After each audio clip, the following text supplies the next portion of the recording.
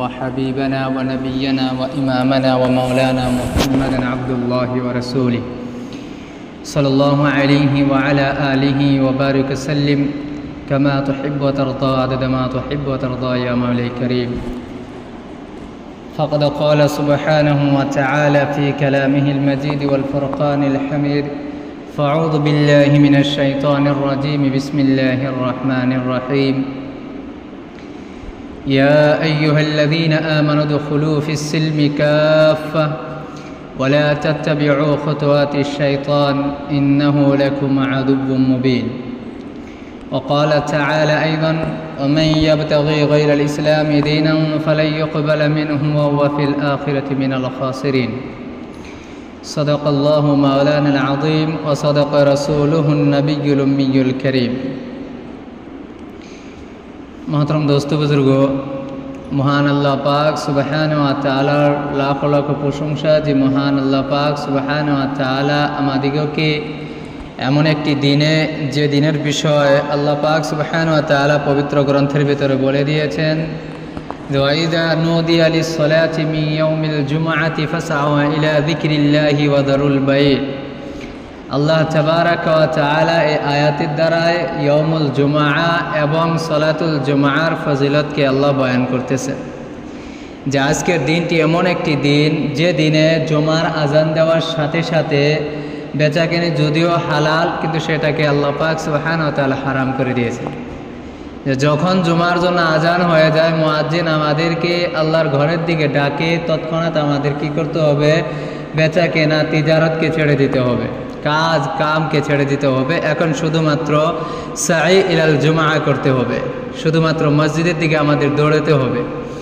এর ভেতরে আসছে যে যখন আজান শুনলাম শোনার সঙ্গে সঙ্গে কাজ ছেড়ে দিলাম, বেচাকেনি ছেড়ে দিলাম, এবার জমার জন্য গোসল পাতি ইত্যাদি যেগুলো করলাম সাইয়ের ভিতরে এসে যাবে। যাই হোক, আল্লাহ পাক সুবহানাহু ওয়া তাআলা আমাদেরকে জমার দিকে আসার জন্য, মসজিদের দিকে আসার জন্য আল্লাহ তাকিদ দিয়েছেন। সেই দিনে আমাদেরকে আল্লাহ মসজিদে এনেছেন এবং আল্লাহর বারগাতে আমাদেরকে কিছু সময় যিকর আজকারের জন্য, ইবাদতের জন্য এনেছেন। আল্লাহর প্রশংসা আদায় করেন, সকলে বলেন আলহামদুলিল্লাহ। মহতরম দোস্ত বুজুর্গ, আল্লাহ পাক সুবহানাহু ওয়া তাআলার প্রশংসার পর আমাদের উপর ওয়াজিব যে আমরা নবী আলাইহিস সালাতু ওয়াস সালামের প্রতি দুরূদ পাকের নজরানা পাঠাই।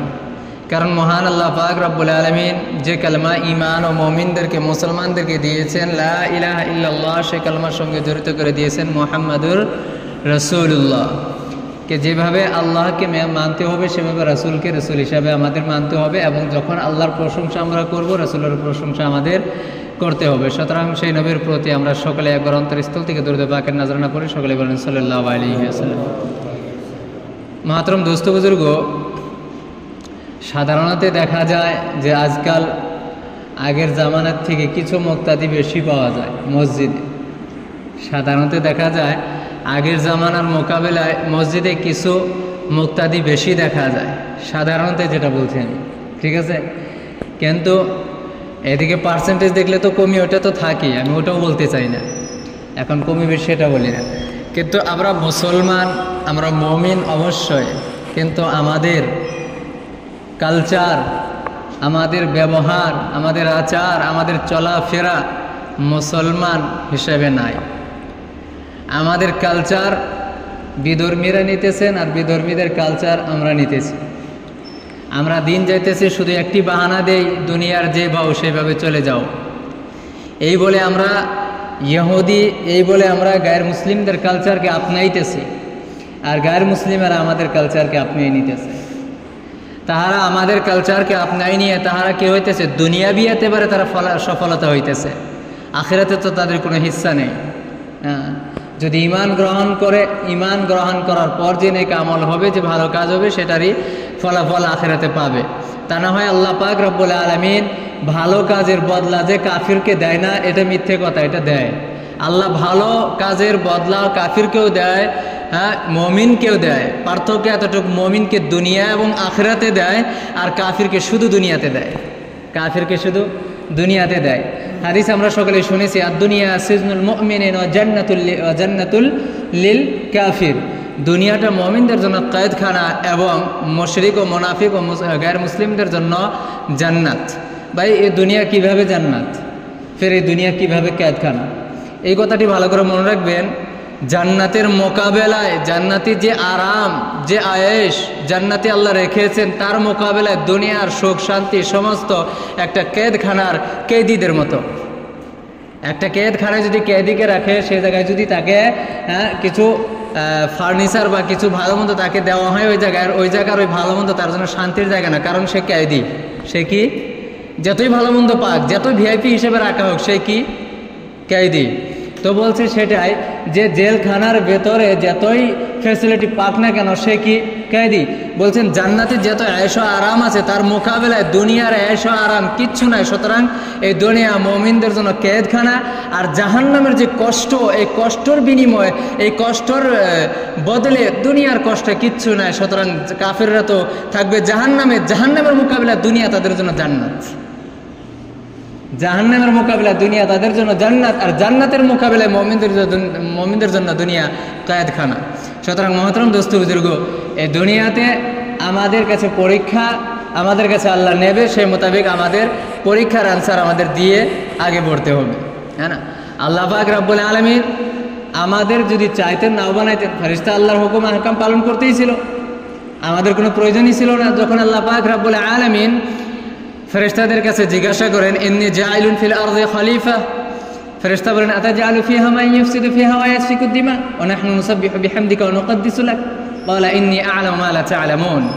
যখন আল্লাহ পাক রব্বুল আলামিন আদম জাতিকে বানাইতে চাইলেন, তখন ফেরেশতাদেরকে, যদিও আল্লাহর মাশওয়ারার প্রয়োজন ছিল না, ছিল কি, আল্লাহ মুখতারে কুল, আল্লাহ কি, মুখতারে কুল, অর্থাৎ সমস্ত বস্তুর এখতিয়ার আল্লাহর আছে, কারো কাছে জিজ্ঞাসা করার আল্লাহর কোনো প্রয়োজন নেই।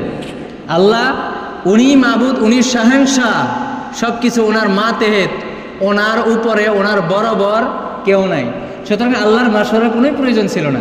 কিন্তু বান্দাকে একটি সবক তো শিখাইতে হবে, বান্দাকে সবক শিখাইতে হবে যে বান্দা, যখন কোনো একটা আযীমুশ শান কাজ তোমরা আরম্ভ করবে, অবশ্যই তোমরা মাশওয়ারা করো। আমি আল্লাহ যদি হয়ে, আমি শাহানশাহ, আমি মালিকুল মুলক হয়ে যদি মাশওয়ারা করতেছি, তাহলে তোমরা ভেবে রাখো তোমাদের এই মাশওয়ারা মর্মে করা কাজ অবশ্যই অবশ্যই ঠিক হবে। সুবহানাল্লাহ। কিন্তু আরেকটা উসুল বলে দিয়েছেন, আল্লাহ মন্তব্য রেখেছেন, এটা আমি করতে চাই। ফেরেশতা রায় দিয়েছেন, আল্লাহ আপনি অন্য মাখলুক বানিয়ে কি করবেন, যারা দুনিয়াতে গিয়ে খুন খারাপ করবে, ফিতনা করবে, ফাসাদ করবে, আপনার নাফরমানি করবে। যেমন ইতিপূর্বে আপনি জিন্নাতকে বানিয়েছিলেন, তাহারাও দুনিয়াতে গিয়ে আপনার নাফরমানি করেছে, আপনি তাদেরকে পাহাড়ের দিকে, জাজিরার দিকে তাদেরকে ভাগিয়ে দিয়েছেন, দুনিয়াতে তাদের আর থাকার জায়গা দেন নাই। হয়তো এদের সঙ্গেও অবশেষে এটাই হবে। তাহলে আর কী প্রয়োজন আছে, যদি নাফরমানির শেষে তাদেরকে ভাগিয়ে দেওয়া হয়, তাহলে কী দরকার আছে? আমরা তো আপনার হামদ সারা, আপনার তাসবিহাত বয়ান করতেছি, আপনার বুজুর্গিয়াত বয়ান করতেছি, আপনার শায়ানে শান যেগুলো নয় সেগুলো আমরা বয়ান করতেছি। যেমন লা শারিকা লাক, আপনার কোনো শরিক নেই, সেটাও আমরা আপনার তাসবিহ তাহলিল আমরা বয়ান করতেছি। তাহলে ভিন্ন কোনো মাখলুকের কি প্রয়োজন আছে? আল্লাহ তাবারাক ওয়া তাআলা বলেন, ইন্নী আ'লামু মা লা তা'লামুন, আমি যেটা জানি ও আমার ফেরেশতা তোমরা সেটা জানো না। আল্লাহ পাক রব্বুল আলামিন এই জায়গায় রায় নিলেন, কিন্তু ফয়সালা রায় মোতাবিক করলেন না, ফয়সালা ওনার মোতাবিক করলেন। বোঝা গেল আমরা যখন মাশওয়ারা নেব, ফয়সালা আমি নিজে, কে কি মাশওয়ারা দিতেছে, কে কি পরামর্শ দিতেছে, ওইটা নিয়ে আমাকে খারাপ পাওয়া যাবে না। আমি তো মাশওয়ারা নিতেছি, আমার চাওয়ার বিকল্প তো হইতে পারে, আমার মানসার খিলাফও হইতে পারে, এতে খারাপ পাওয়া যাবে না। আল্লাহর মানসার খিলাফ ফেরেশতার রায় আছে না নাই? আতাজআলু ফিহা, আপনি এরকম প্রশ্ন আকারে বলছেন। ওনারা এমন নয় যে রায় দিতেছে শুধু, ওনারা প্রশ্ন করে বসে পড়ছেন। আতাজআলু ফিহা মান ইউফসিদু ফিহা, আপনি কি এরকম মাখলুক প্রেরণ করতে চান? মান ইউফসিদু ফিহা, যে দুনিয়াতে গিয়ে ফাসাদ করবে, হ্যাঁ, ওয়া ইয়াসফিকু দিমা, এবং খুন খারাপা করবে, রক্ত বাহাবে, রক্তর নাহার জারি করবে, হ্যাঁ। তো আল্লাহ তাবারাক ওয়া তাআলা এই জায়গায় ফেরেশতার দ্বারা এই বস্তুটাও করাইয়েছেন, হ্যাঁ, বুঝিয়েছেন যে রায় আমির মামুরির রায়ের পাবন্দ না, আমির মামুরির রায়ের পাবন্দ না। রায় নাই শুধুমাত্র দিল জয়ের জন্য, ফয়সালা বিকল্প হইতে পারে। যার ফয়সালা রায় মোতাবেক ফয়সালা হবে, হ্যাঁ, সে ইস্তিগফার করা, জানি না আমার এই রায়ের দ্বারা তো ফয়সালা হয়েছে, কোন বা ঘটনা আবার ঘটে যায়, আল্লাহ জানি খায়ের করে। আর যদি আমার রায়ের বিকল্প যদি ফয়সালা হয়েছে, আলহামদুলিল্লাহ বলা, চলো আমার রায় মোতাবেক ফয়সালা হয় নাই, কারণ আমার রায়ের ভিতরে বা কোন কমি আছে, কোন সর কোন ক্ষতিবা আছে, হ্যাঁ না? তো যাই হোক মাতাম দোস্ত বুজুর্গ, আমি বলতেছিলাম যে আল্লাহ পাক রব্বুল আলামিন আমাদেরকে দুনিয়াতে পাঠিয়েছে শুধু দারুল ইমতিহানে আমাদের পাঠিয়েছে শুধুমাত্র পরীক্ষার জন্য। হ্যাঁ, আল্লাহ তাবারক ওয়া তাআলা আমাদেরকে আদম আলাইহিস সালামের মতো চাইলে আমাদের সৃষ্টি করতে পারতেন না? বিনা বাবা বিনা মায় সৃষ্টি করতে পারতেন। হাওয়া আলাইহিস সালামকে বিনা মায়ে সৃষ্টি করছে, পাইতেন। আল্লাহ দেখেন সব কিছু নীলাখালায় দেখাই দিয়েছেন। বাবা মা ছাড়াও দেখাই দিয়েছেন, মা ছাড়াও দেখাই দিয়েছেন, বাবা ছাড়াও আল্লাহ দেখাই দিয়েছেন না নাই? হযরত ঈসা আলাইহিস সালামকে, হাওয়া আলাইহিস সালামকে মা ছাড়া সৃষ্টি করে দেখাই দিয়েছেন আল্লাহ। তো আল্লাহ চাইলে এইভাবে পারতেন, কিন্তু আল্লাহ বানান নাই। কেন? আল্লাহ বাবা মার জরিয়াতে কেন সন্তানকে দুনিয়াতে মানুষকে বৃদ্ধি করতেছেন? এটা একটা পরীক্ষা বাবা মার জন্য, যে তোমরা সন্তানের মাঝে আদলে ইনসাফ করো না নাই, বা সন্তানের মহাব্বতে তুমি আমার মারিফাত তোমার সন্তানকে দেও কি না, আমার শরিয়ত তোমার সন্তানকে শিখাও কি না, তুমি কি তোমার সন্তানকে দুনিয়ার লাইনে লাগাও না বলে আমার লাইনে লাগাও, আমি দেখবো তোমার সন্তানের মহাব্বতে তুমি কতটুকু কোরবানি দাও। তো এক এক কদম এক এক মিনিট আমাদের জন্য পরীক্ষার মহতরম দোস্ত বুজুর্গ। দেখেন, এটা হলো ওয়াইটিং রুম।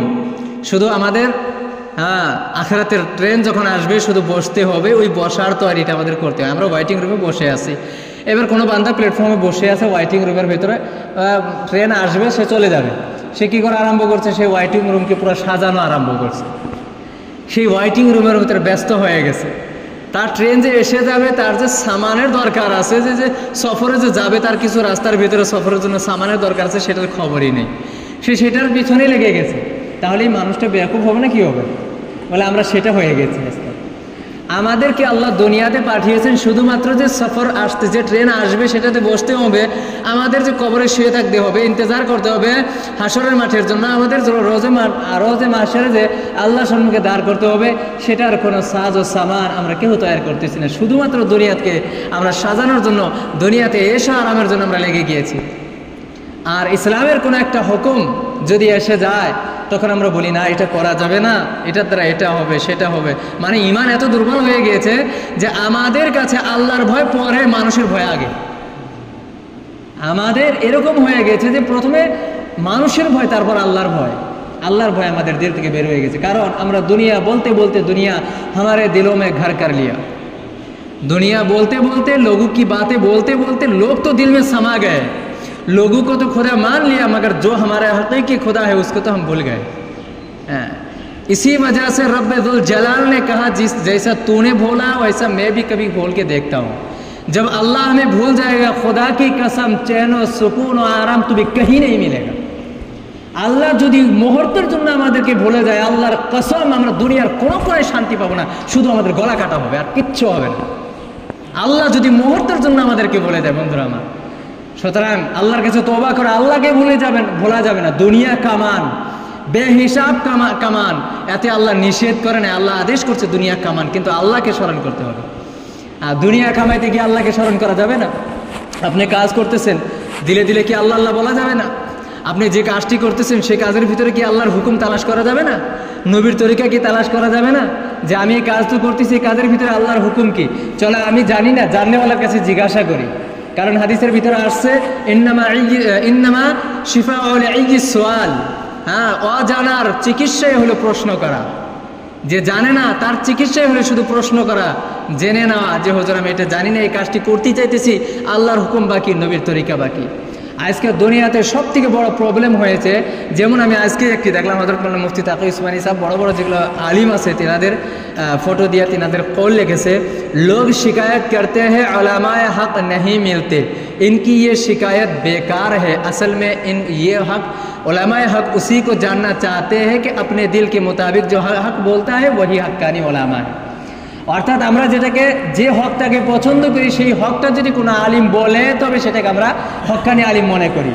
আমাদের পছন্দের বিকল্প বিপরীত যদি কেউ হক কথা বলে তবে আমরা তাকে হক্কানি আলিম মনে করি না। বোঝা গেল আমাদের নজরিয়া খারাপ হয়েছে, বোঝা গেল আমাদের দিমাগ, আমাদের নজরিয়া খারাপ হয়ে গেছে।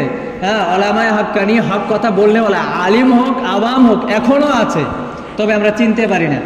যে হক কথাটি আমি বলতেছি সেই হক কথাটি যদি অন্য বলতেছে, বলে হ্যাঁ এই বান্দাও হক্কানি, ঠিক আছে না? সেটা আওয়াম হোক আলিম হোক, আজকে সবারই একই অবস্থা হয়ে গেছে।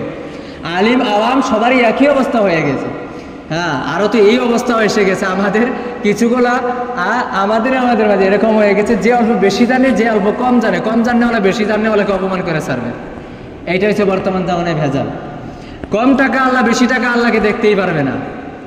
সবার কথা বলতেছি না কিন্তু, আবার আল্লাহ আলাইহিসবিল্লাহ কিছু আছে না, একজনের টাকা কামিয়ে আগে পড়তেছে, আর মুসলমানের, খাস করে মুসলমানের ভিতরে এটা দেখবেন ওর আর সহ্য হবে না, যে কোনো পন্থায় ওকে ঘাটানোর চেষ্টা করবে। এটা করবেন না। একজন মুসলমান মালদার হইতেছে, খুশি হওয়া দরকার, তার জন্য দোয়া করা দরকার। আল্লাহ নবী সাল্লাল্লাহু আলাইহি ওয়াসাল্লাম বলেন, যে বান্দা নাকি আজমাল্লাহ ইলিয়াস ঘুমান সাহেব উনি বারবার এই বস্তু তাকিদ দেয় যে কোনো বান্দা যদি মালদার হইতেছে তুমি তার জন্য দোয়া করো, আল্লাহ তুমি তাকে আরো বেশি দাও, আল্লাহ ওকে দেখ নাকি দেখ তোমাকে অবশ্যই বেশি দিবেন। সুবহানাল্লাহ। সুতরাং সর্বদা এক মুসলমান আরেক মুসলমানের জন্য খায়ের কাই বানে।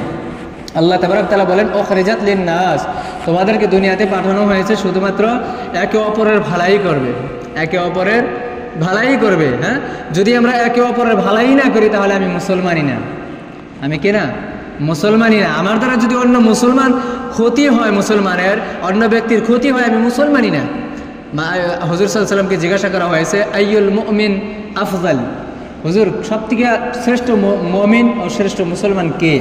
বলছেন, মান সালিমাল মুসলিমুনা মিন লিসানিহি ওয়া ইয়াদিহি, যে ব্যক্তির হাতের দ্বারা এবং জুবানের দ্বারা কোনো মুসলমান কষ্ট না পায় সে শ্রেষ্ঠ মুসলমান। সুবহানাল্লাহ। সুতরাং মুহতারাম দোস্ত বুজুর্গ, আল্লাহ পাক রব্বুল আলামিন যে তারিফ করেছেন, তোমরা সর্বশ্রেষ্ঠ উম্মত, কুনতুম খায়রা উম্মাতিন উখরিজাত লিন-নাস, তোমরা সর্বশ্রেষ্ঠ উম্মত। কেন? তোমাদেরকে দুনিয়াতে প্রেরণ করা হয়েছে একে অপরের সঙ্গে ভালাই করবে, একে অপরের সঙ্গে ভালাই করবে। শুধুমাত্র এরকম না যে দুনিয়াবি এতেবারে ভালাই, দুনিয়াবি এতেবারে ভালাই করতে হবে, আখিরাতে এতেবারেও ভালাই করতে হবে। আপনি নামাজ পড়তেছেন, ওনাকেও নামাজের জন্য ডাকবেন, এটা একটা ভালাই। যেমন আল্লাহ বলতেছেন, তা'মুরুনা বিল মা'রুফ, তোমরা সৎ কাজের আদেশ করবে, ওয়া তানহাউনা আনিল মুনকার, অসৎ কাজ হইতে মানুষকে বিরত রাখবে। তারপরে বলতেছেন, তু'মিনুনা বিল্লাহ, এবং আল্লাহর প্রতি তোমরা কি রাখো? হ্যাঁ, পরিপূর্ণ বিশ্বাস ও ঈমান রাখো। সুতরাং তোমরা সর্বশ্রেষ্ঠ উম্মত। সুতরাং মুহতারাম দোস্ত বুজুর্গ, আমরা এটা সর্বদা চেষ্টা করব। দেখেন, আমি ভালো না খারাপ, আপনি নিজের উপরে নিজেকে কনফার্ম করবো, অন্যকে না। আমি ভালো না খারাপ এর পরিচয়। আপনি যদি ভালো, আপনার সম্মুখে সবাই ভালো, কথা বোঝাইছে? আপনি যদি খারাপ, তাহলে আপনার সম্মুখে সবাই খারাপ, খালি মানুষের ভুলই ধরা পড়বে, তার মানে আপনি খারাপ। কারণ যে বান্দা খারাপ সে শুধুমাত্র মানুষের ভুলকেই তালাশ করে বেড়াবে, নিজের ভুলকে ডোবানোর জন্য, কথা বোঝাইছে? আর যে বান্দা ভালো সে কোনোদিন অন্যকে ভালো মন্দ বলবে না, সে মানুষের ভুল তো ধরা পড়বে, তিনাকে একা নিয়ে বোঝাবে, বোধ হয় এই বস্তুটা ভুল হইল না কি গো, এক্সটার্নালি বোঝাবে, মানুষের মাঝে বলবে না যে মানুষের সম্মুখে তাকে কি করবে? অপমান করে দিবে, হ্যাঁ না? সুতরাং এই বস্তুটা খেয়াল রাখবেন। আজকের সব থেকে আমাদের যেটা বড়, আমাদের যেটা খারাপই আমাদের মাঝে আজকে এটা চলতেছে যে আমরা সবাই আলাদা আলাদা আলাদা হয়ে যাইতেছি। এই আলাদা আলাদা হয়ে যাওয়ার জন্য আজকে আমাদের মাঝে গুমরাহি বেশি আম হইতেছে, আমাদের একত্রতা না থাকার জন্য। গুমরাহির একটাই কারণ দেখা গেছে যে আমরা ভিন্ন ভিন্ন হয়ে গেছি, পৃথক পৃথক হয়ে গেছি, দলে দলে বিভক্ত হয়ে গেছি, হিদায়াতের পথে আমরা চলতেই পারতেছি না। যখন মোহাব্বত থাকবে, মোহাব্বত যে যার সঙ্গে থাকবে সে ভুল পথে চলুক, এটা অন্য মুহিব, অন্য বন্ধু এটা সহ্য করতে পারবে না, ঠিক আছে না? সুতরাং আমরা মিল, মোহাব্বত, উলফত আমরা পয়দা করি এবং সকলে দিনের পথে চলি, দিনের কাজের ভিতরে সময় দিই। মাত্র দোস্ত বুজুর্গ, আজকে চারদিকে শুধুমাত্র আযাব এবং পরেশানি দেখা গেতেছে, নানান প্রকার আযাব আসতেছে, আমাদের উপর নির্যাতন হইতেছে। তো সুতরাং আমরা দিনের পথে থেকে অগ্রসর হই, আল্লাহকে স্মরণ করি। যেভাবে আমরা আল্লাহ থেকে দূরে হয়ে যাইতেছি, আল্লাহ কিন্তু আল্লাহ বড় আমাদের খায়া বসে নেই যে আমাদেরকে আমরা গুনাহ করার পর আমাদের দিকে আসবে আল্লাহ ঠেকা নাই তো। যে বান্দা আল্লাহর রাস্তায় চলতে চায় আল্লাহ তাকে আল্লাহর রাস্তায় চলবার দেয়, হ্যাঁ না? শুধুমাত্র আমাদের ইরাদা করা, আমাদের নিয়ত করা, আল্লাহর পথে চলা। কি আমরা টাকার পিছনে পড়ে গেছি? টাকা, আমি বারবার বলি টাকা কিন্তু কামাইতে হবে, কিন্তু টাকার পিছনেই পড়ে যাওয়া যাবে না, টাকাকেই মহব্বত করা যাবে না। রাসূলুল্লাহ সাল্লাল্লাহু আলাইহি সাল্লাম এত কোরবানি দিয়েছেন, সাহাবা এত কোরবানি দিয়েছেন, হ্যাঁ?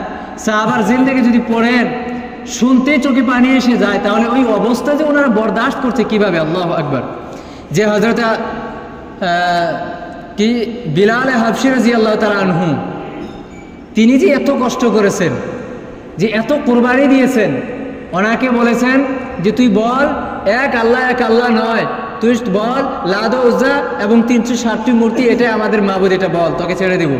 হ্যাঁ, তিনাকে গরম রেতের উপর শোয়ানো হয়েছে, তিনি এক বাক্য বলছেন আহাদ আহাদ আহাদ, আল্লাহ একজন, আল্লাহ একজন, আল্লাহ একজন, সৃষ্টিকর্তা একজন, রাজিক একজন, মালিক শুধু একজন। ভাই ওনাদেরকে এরকম শাস্তি দিতেছে, সেই পাথর বুকের উপর উঠে দিছে, গরম বালুর উপর শোয়ানো হয়েছে, তারপরে সেই তলে থেকে বলতেছে আহাদ আহাদ। আমরা আজাদ ঘুরে বেড়াই আর আমরা আহাদ বলতে পারি না, শরীয়তকে অমান্য করে চলি যে না চলা যাবে না, এটা দেশের ভাও নিয়ে চলতে হবে। কি মুসলমান আমরা হইলাম? আজাবের ভিতরে লিপ্ত, কষ্টের ভিতরে লিপ্ত, শাস্তি দেওয়া হইতেছে, সেই জায়গা থেকে বলতেছে আল্লাহ একজন। বলতেছে যে তুই একবার বল যে 360টি মূর্তি আমাদের মাবুদ, তোকে আমি ছেড়ে দিব না, ওই জায়গা থেকে শাস্তি পাইতেছে আহাদ আহাদ বলতেছে। ওনারা কি মানুষ ছিলেন না? এবার বলবেন ওনাদের জামানা, আরে ওনাদের জামানায় তো কষ্ট বেশি ছিল, মানুষ সমস্ত ইসলাম ভুলে গিয়েছিল। আমাদের জামানা তো শান্তির জামানা, আমরা মুসলমানের মাঝে শুধুমাত্র ইসলাম নিয়ে চলবো, তাই চলতে পারি না। এই আমরা মুসলমান ভাই, এই বাহানা আমরা ছেড়ে দেই, এটা করা যাবে না, ওটা করা যাবে না, না শরীয়ত আপনি পালন করেন, আল্লাহ আপনার জন্য রাস্তা খুলে দেবে। দেখবেন একটা উদাহরণ মোতাবেক, যে মহিলা পর্দা করে তার জন্য সকল পুরুষ রাস্তা ছাড়ে না নেই, আর যে মহিলা পর্দা করে না, শরীর খুলে বেড়ায়, মহিলা পুরুষ আর তার সঙ্গে ঢেসা বেড়ানো নেই। বাস্তব উদাহরণ। তার মানে আল্লাহ বলেন বান্দা তুমি যেভাবে চলবে আমি সেভাবে চলতে দেবো, জাহান্নামের পথে চলবে ঠিক আছে, আমি ওইদিকে চলতে দেবো, তোমার জন্য শরীয়তকে আমি কঠিন করে দেবো না, এটা আমল করা যাবে না, এই পরিশানি আসবে, এই অসুবিধা আসবে, এই আমি তোমার উপর পর্দা ঢেলে দিব। কারণ আল্লাহ বলে দিয়েছেন যখন মানুষ বিধর্মী হয়ে যায়, মানুষ যখন বদ্দিন হয়ে যায়, আল্লাহ বলেন খতামাল্লাহু আলা কুলুবিহিম, তাদের দিলের ভিতরে মোহর মেরে দেওয়া হয়, নাউযুবিল্লাহ। ওয়া আলা সামিইহিম, তাদের কানের ভিতরে পর্দা ঢেলে দেওয়া হয়। ওয়া আলা আবসারিহিম গিশাওয়া, তাদের চোখের ভিতরে পর্দা ঢেলে দেওয়া হয়। তারা হক বলতেও পারবে না, হক শুনতেও পারবে না, তারা হককে বরদাস্ত করতে পারবে না, হক কাজ করতে দেখতেও পারবে না। সুতরাং মহতরম দোস্ত বুজুর্গ, আমরা মুসলমান হয়ে যাই। হ্যাঁ, সাহাবার এত কঠিন জামানায় তিনারা জীবন দিয়ে, তিনারা কোরবানি দিয়ে, সব কিছু ছেড়ে দিয়ে আল্লাহকে রাজি করছেন। তারপর আমরা সামান্যতম মুসলমান হিসাবে আজকে পরিচয় দিতে পারি। আজকে যদি এইভাবে আমরা বসে যাই, এইভাবে যদি আমরা হিলা বাহানা করি, কালকে আমাদের নসল সমস্ত বিধর্মী হয়ে যাবে। আর হয়ে যাইতেছেও, এরকম না যে হয়ে যাবে, হয়ে যাইতেছে। দিন দিন আমাদের মুসলমান মেয়েরা বা ছেলেরা বিধর্মী হয়ে যাইতেছে, নাস্তিক হয়ে যাইতেছে। হ্যাঁ, কেউ তো হয় হিন্দু ধর্ম গ্রহণ করে নিতেছে, কেউ খ্রিস্টান ধর্ম গ্রহণ করে নিতেছে। তার কারণ হয়েছে আমাদের বুনিয়াদি এলমে দ্বীন শিক্ষা নাই। সর্বপ্রথম আমরা আমাদের ছেলেদেরকে স্কুলে দিই, সর্বপ্রথম আমরা কোথায় দেই? স্কুলে দেই। এ আ অ আ আমরা শিক্ষা দেই। আল্লাহ শব্দ আমরা কখনো কিন্তু ছেলের মুখে আনি না। আপনি উত্তরপ্রদেশে যাবেন, তারা বাড়িতে হুজুরকে রেখে প্রথমে ছোট ছোট বাচ্চাকে আগে নুরানি কায়দা শেষ করাবে, কোরআন পড়াবে, স্কুলে তারপরে দেবে। আগে আল্লাহর নাম তাদের জবানে আসবে। সুতরাং তারা স্কুল পড়ে, মাস্টার হয়, ইঞ্জিনিয়ার হয়, প্রফেসর হয়, মসজিদে গিয়ে কোরআন তিলাওয়াত করে। এই যে আমরা যেরকম আমাদের আসামের মসজিদে শুধুমাত্র গীবত হয়, আসবে মসজিদে গোল হয়ে বসবে আর গীবত করবে। মহিলাদের যত আচার আছে আমরা পুরুষেরা নিয়ে নিছি, মসজিদে আসবে আর যত গীবত আরম্ভ হয়ে যাবে। ভাই গীবতে যদি করবেন তাহলে মসজিদে কেন আসছেন? গীবত করেনেওয়ালা কোরআনের ভিতরে আল্লাহ বলেন সে তার মরা ভাইয়ের মাংস খায়, নাউযুবিল্লাহ। আর সেই মসজিদের ভিতরে বসে এত বড় ঘাটিয়া কাজ আমরা করি। মসজিদে যদি আসেন, কোরআন যদি না পড়তে পারেন, তাসবিহ তাহলিল করেন, সুবহানাল্লাহ, আলহামদুলিল্লাহ, আল্লাহু আকবার, আল্লাহর কাছে দোয়া করেন। ফেরেশতাওয়ালা মাহলে আসছেন, কমসে কম ফেরেশতার আসরটা তো নেন। দুনিয়ার মাহলে তো গন্দা মাহল, শয়তানি মাহল, সে জায়গায় যদিও গুনাহ করতেছেন, মসজিদ তো পবিত্র স্থান, ফেরেশতার মাহল, সে জায়গায় তো গুনাহ হওয়া চাই না। ওই জায়গায় যাবেন। আমরা আচরিত হয়ে গেছি, যখন আমি নতুন আমি অত একটা কোরআন স্পিডে পড়তে পারি নাই, আমি আচরিত হয়ে গেছি। দাড়ি নাই, কিচ্ছু নাই, জিন্স প্যান্ট পরে মানে চাকরি করে কোরআন নামাজ, মসজিদে নামাজ পড়ানো আসছে। সেটা গেল 2 রাকাত তাহিয়াতুল ওযু বললো জোহরের টাইম, পড়ার পর মানে আজান এখনো হয় নাই, তাহিয়াতুল ওযু পরে কোরআন নিয়ে বসে বলল। এত সুন্দর তিলাওয়াত করতেছে, আমাদের হাফিজ কারি ফেল, সুবহানাল্লাহ, এত সুন্দর কোরআন তিলাওয়াত করে।